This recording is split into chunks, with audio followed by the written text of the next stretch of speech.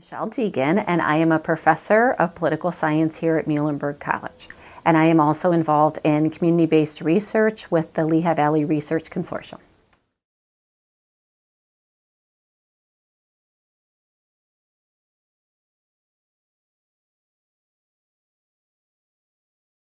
Yes, so back when a group of us from all of the LVA colleges were starting the LVRC, that creation of the research organization happened at the same time that we knew that the Casino Act had just passed, or the act that allowed for there to be casinos in Pennsylvania. And we knew at that time that Governor Rendell was suggesting that the Lehigh Valley was going to be one of the initial sites for a casino. So I thought, as the director of the LVRC, I thought this is a study where we don't have to wait for a client. A natural experiment is happening right in front of us. We've got to do something. So thankfully, because we have the Polling Institute here at Muhlenberg College, I was able to work with Dr. Bork, who also helped me to start the LVRC. And we said, let's do a survey, because he does public opinion surveys. Let's do a public opinion survey just to kind of get people's opinion about the casino or gambling in Pennsylvania, regardless of where the casino ultimately happens. So our first study that we did back in 2007, 2008 was really before we even knew that the license was going to go to Bethlehem. If you remember, and from talking to other folks, you know that Allentown was also making a pitch for the casino. So we weren't sure at that time if it was going to be Allentown or Bethlehem. So our first study was asking, generally speaking, are you gambling? Number one, where are you gambling? What kind of gambling are you doing? And then two, do you think this is going to have questions about impact? Do you think gambling will have a positive or negative impact, casino gambling, on residents, crime, economic development in the Lehigh Valley? You know, if I would just say our target population, it was probably public interest.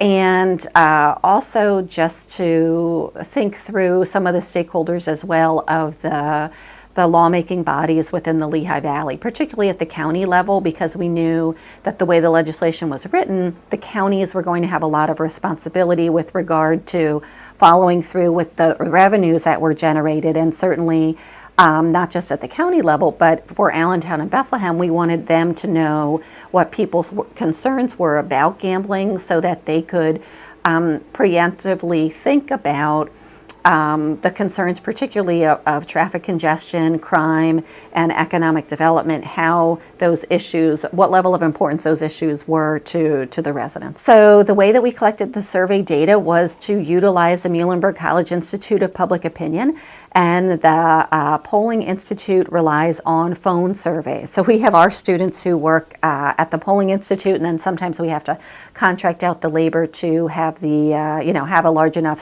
phone sample. And it's a phone survey that includes both mobile phones and landlines.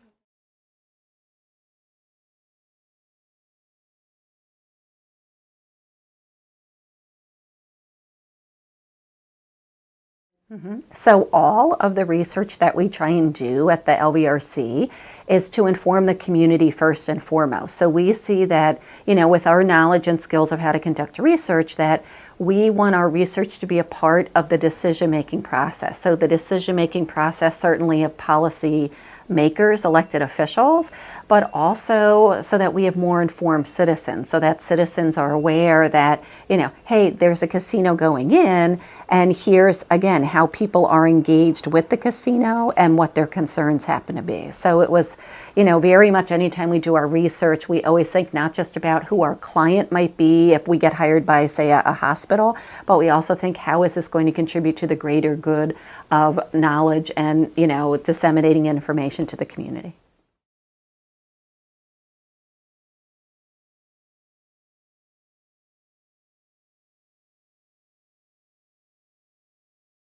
Yeah, so the first time that we did the study, I did a literature review of what the gambling literature said about some of the key issues that people have with casino gambling, and a lot of the literature was around this issue of problem gambling.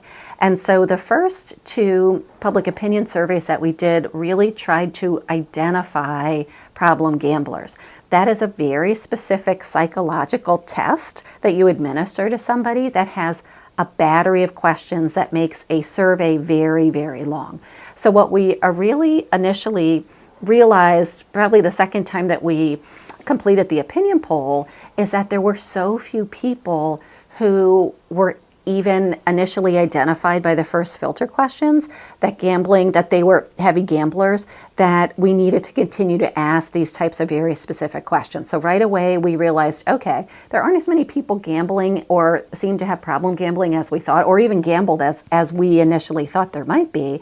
And so the biggest difference, I guess, was taking a lot of those kind of questions out of the survey and gearing it more towards, one, a public opinion survey measuring behaviors and perceptions, but then two, once the counties were required by law to engage in providing data back to the state, the county, Northampton County, asked us to conduct the study, and then we started to gather data from county officials, conducting focus groups and interviews, and then we collected data on crime that was available, and then we also evolved to a content analysis of the news media. So we started just with a public opinion survey, and then we triangulated our data sources to our last iteration, which looked at, probably the issue from 4 different perspectives.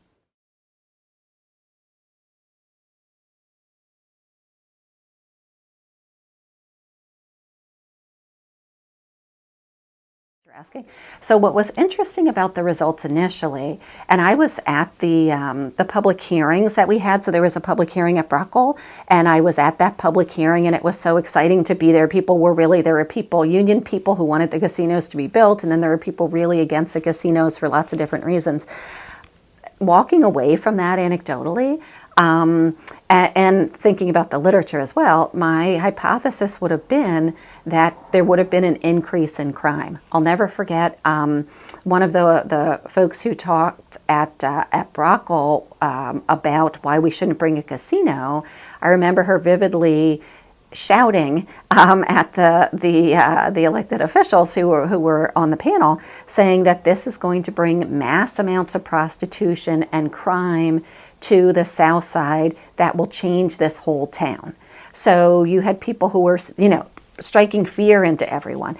And I certainly had read of the particular places that she was providing examples, so I knew in some instances that had actually happened. So my hypothesis was that these things would happen, therefore. And that didn't turn out to happen at all. And so initially, again, before even the first slot machine was ready to go, that initial survey in particular, public opinion was that crime would increase, economic development would be positive, but that traffic would be horrible as well. So traffic and crime would increase, economic development would increase too, but people didn't see that necessarily as a bad thing. Over time, what we have found is that the economic development has increased, but the crime and the traffic, people don't perceive it as being as big of an issue or as bad off as they initially thought it was. I mean, without a doubt there's traffic, without a doubt there's more crime, but it's not the level of crime that I think people anticipated, even myself, after listening to folks. And it's a different type of crime than I think we expected initially would happen.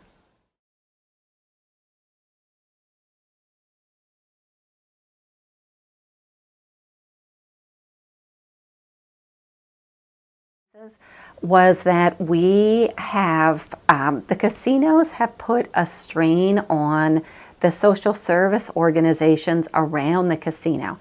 And that is occurring because we have large numbers of people from Queens and Long Island who are being bused, as you know, into the Sands Casino, and those individuals aren't gambling. They are spending their day, their 8 hours or whatever the shift happens to be for how long until their bus leaves, out in the neighborhoods. And these people tend to be under-resourced, and so they come here and have realized that we have food pantries, that we have opportunities for them to seek shelter while they're here during the day. And so they have been using these resources in ways that no one really anticipated. Relatedly, some of the crime that has been created has been because of the petty theft that has been happening in and around the casino. because of the folks from out of town who are coming in to spend the day. And so one of the other interesting unexpected findings was that I realized after I was talking with the police chief in the city of Bethlehem, was just, and then it was further investigations with the county revealed that the county budget, for example, at the magisterial level, they had gone into the red with their budgeted amounts for translators, because the petty theft that had happened, the people who were committing those crimes or alleged crimes didn't speak English as their first language, and they spoke different dialects of the Chinese language, at least 4 different dialects that I can think of, which meant that in Northampton County, which doesn't have a large population of individuals who speak these different dialects, the county had to pay to have translators to come in to the court to be able to translate. So where we thought the budget would increase for police, or, to try and fight crime that was, somehow related to prostitution or to, armed robbery or whatever we expected, it was really the budget for the courts that had seen the most stress since the inception of the casino. So that was kind of a really fascinating, unexpected finding for us.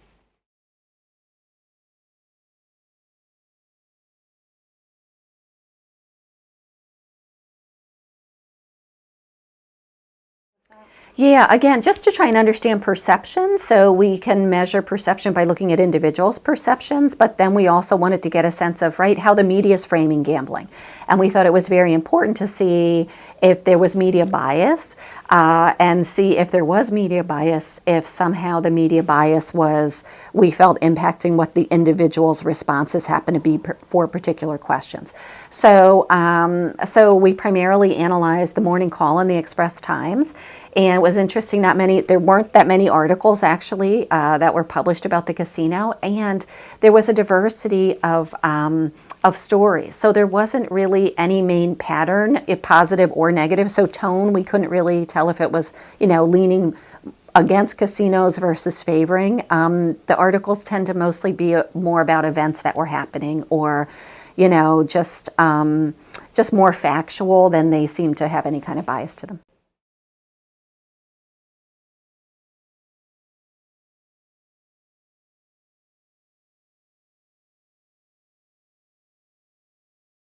So how accessible people were varied. We were not able to contact anybody from the Sands Casino when we reached out to them. We made attempts to even contact the state police because of the way the crime data is reported, tile versus carpet. The state police has data that happens, within the carpeted area of the casino. We did not get any response back from the state police, and trying to go and look at their information that they had available wasn't helping us at all. So we kind of said that's not going to work. So Sands and the state police were not responsive to us. But everybody else was very happy to talk about the issue, and quite honestly, some were eager to talk about the issue, particularly those people in the social service organizations who said, look, we're struggling here to meet the needs of the community who lives here. We need some help to be able to work with the people who need help, who are coming to us from outside of the community. So everyone, for the most part, was very happy and happy to talk to us, except for the Sands.